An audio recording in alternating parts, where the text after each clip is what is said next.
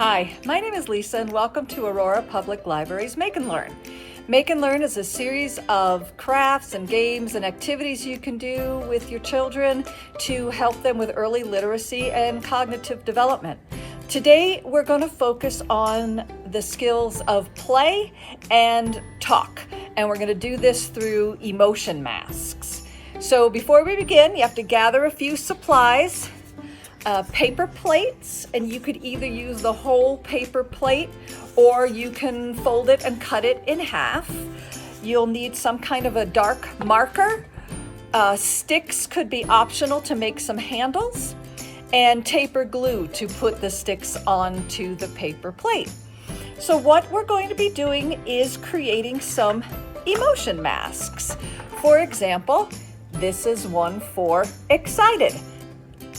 And I could hold it here. That covers my voice a little bit, but I could hold it in front of my face and show that I'm excited. And I'll show you a bunch of activities we're going to do with them. So you've got a couple choices here. Like I said, you can cut your paper plates in half and do it just with a mouth, or you can keep a full paper plate. That's my embarrassed face, and do an entire face. And before you look at all this and say, oh, no, I am not an artist. I cannot do this. I got plenty of ways to help you with that. First of all you're drawing is a mouth, maybe a mouth and eyes. So it's not like a lot of artistic skill is required here. So there's a couple ways you can do this. You could have your child look in a mirror and tell them, make a face as if you're angry. And they go, "Arr." Say, ooh, look at how that mouth is in the mirror, and now draw that. Or you can draw it while they make a face, or you can make a face and have them draw it. What do you look like when you're happy? And so they could draw, the big open mouth and the teeth across the way. And if all of this is still really intimidating to you and you're saying, no, I don't draw like that, you might be one that wants to imitate, which is just fine. If you have access to a computer, all I did was search emotion mouth images for kids. That's emotion mouth images for kids. And I found all kinds of stuff. I'm going to show you some of these on the camera, and if you don't have access to a lot of good internet connections and you don't want to go searching that, just pause this video and draw from here. So these are some I just found online. There's all of these mouths. Now these don't say what emotions are with them, but you could probably figure it out pretty easily. That's one I found online. Oops, sorry, that's a blank piece of paper. Here's a bunch of other ones I found online. These also do not say what the emotions are, but again, you could pretty much figure them out. This one just looks downright silly, and this one here to me looks happy, and you could make some guesses as to what you think these other ones are. If those don't appeal to you, I found these, and these actually do have descriptions underneath them. These might be good to use if you were doing a whole face mask. In fact, I think this is the one I did use for the whole face mask. So there's all those guys. I also found these, which also tell you the kind of emotion they are. And there was a bunch of these. And the last ones I found, and there was tons, these are just the ones I bothered to print. They were in color and they were full face. So again, if you don't want to go searching them, just pause this video or go back and look at it again and stop it and copy some of these. Not a problem. If you want to be a little more artistic and creative, you can create your own. So now that you've created some masks, or you and your child have created some masks, what do you do with them? Well, the first thing I would do with them would be to name the emotions, because quite honestly, if you have the child draw some of them, you might not be sure of what they are. So if they draw something that looks like this, you could say, oh, and what emotion is that? And to me, this one was tired. So what I did, and this is not a good example because it's hard with my flowered paper plate, I wrote tired on the back. You could see it a little more clearly with one that doesn't have the flowers all over it. So this one was excited. And I went ahead and wrote it on the back. And that way I have some consistency that whenever I hold up this one, I know it's going to be excited and not happy or any other emotion. And again, it could also help if it's a little confusing what your child drew. So that would be the first thing I did. Another thing you can do, though, is to use the masks and ask questions to start talking about feelings.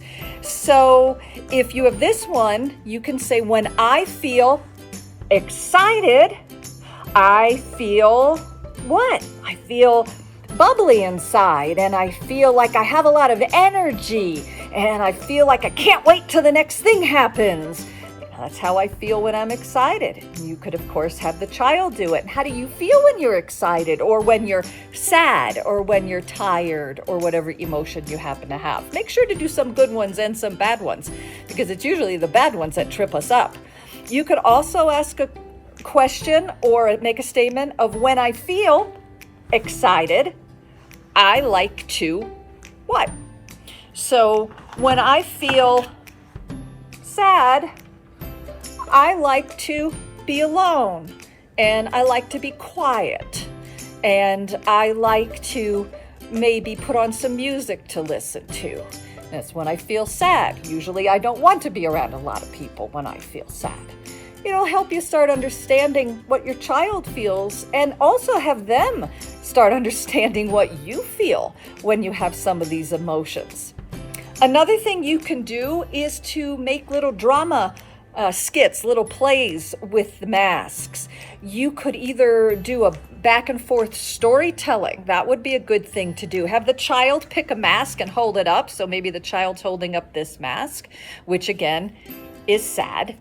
And then you can start a story and say, Sarah was sad one day because she walked into their playroom and she found that her favorite toy was broken on the floor.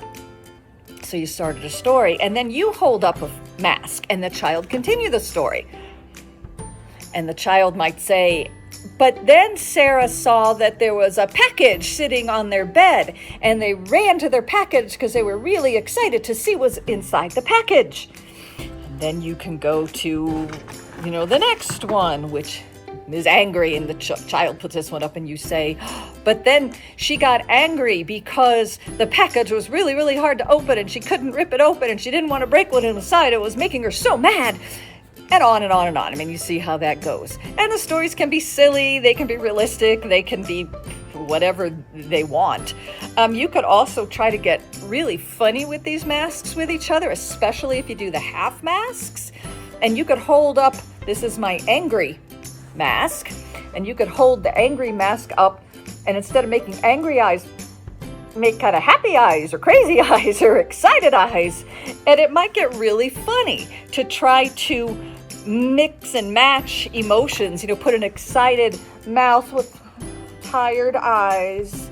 It's kind of hard to do that. I find my mouth doing the tired thing, but I have the mask, luckily, to hide that. And it could be funny, kind of trying to do those mixed emotions. With older children, try to work towards more complex emotions, not just happy and sad, but maybe some things that are in the middle of that. And the purpose of doing all these things, first of all, naming emotions is good for children because they're going to feel the stuff and they might not be able to explain it. So if they could put a word to it and be able to talk about it, it really might help with their emotional well-being. It certainly will help with empathy, with them understanding other people's emotions and how they feel. It'll help them be able to process through some big emotions to be able to talk about it. Because, if you're little and you get hit with a big emotion, sometimes you just absolutely don't know what to do with yourself. And if you can maybe talk about it, that could be really, really helpful. Also, understanding their own emotions can help with their self-confidence. It could help with relationships between people because they maybe can have that empathy and understand what's going on. It could also help, like I said, manage those strong emotions or a new emotion. Maybe they never had a really, really big sadness in their life and then suddenly their best friend moves away. Well, that would make you feel sad and lonely and all kinds of things. And that's something new. And hopefully they could process it. Talking is an early literacy skill. Talking is a great skill, something easily to do with your child. It helps build vocabulary, helps them put words to things and be able to name them. It also helps reinforce those rules of conversation. I speak and you listen, and then you add to what I said, and you speak and I listen, and back and forth. It also helps show the importance of words, that their words do have meaning and their words do have impact. And all of these things are very helpful when a child is beginning to learn to read, and also helpful just in life. So you could play with these masks in a whole bunch of ways. Another way, of course, would be able to play with them with books. And I've got some good books about emotions to share with you. This first book is called The Invisible Boy, and it's by Trudy Ludwig. And this book really deals with loneliness. This boy feels he's invisible. And the pictures convey that, because the pictures will be all in color except for the boy himself, which will be black and white and grayed out because he feels lonely and not a part of things. And, kids will feel that way sometimes, especially if they're new to a group. So that's a really good book for emotions. And that one, by the way, is illustrated by Patrice Barton.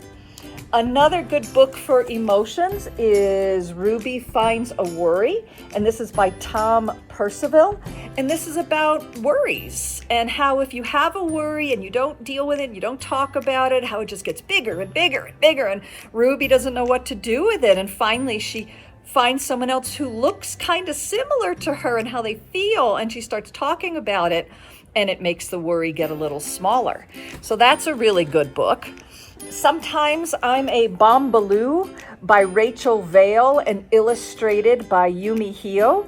This has to do with anger, that this little girl is just fine and doing little girl stuff, and then suddenly she just becomes a Bombaloo, which is just this angry, crazy creature who doesn't know what to do with herself and can't control her temper and stomps around and wants to break things and such. And kids can have those really big feelings, but this book helps show how Katie, who's the little girl in it, deals with that and is able to work through being a Bombaloo. Another good book for emotions is My Many Colored Days by Dr. Seuss. And this goes through different colors and hooks them up to different emotions. And it basically helps show you that different emotions are all right. We all feel different things at different times, sometimes all at the same time. It's a really good book for that. And my last suggestion for a good emotion book today is The Cranky Ballerina, and it's by Elise Gravel. And this is really about dealing with anger as well, but more about fitting in. That if you're doing something and going somewhere where you just don't belong, you really don't belong there, how it can make you grumpy and angry, and maybe you need to find the best place for you to be.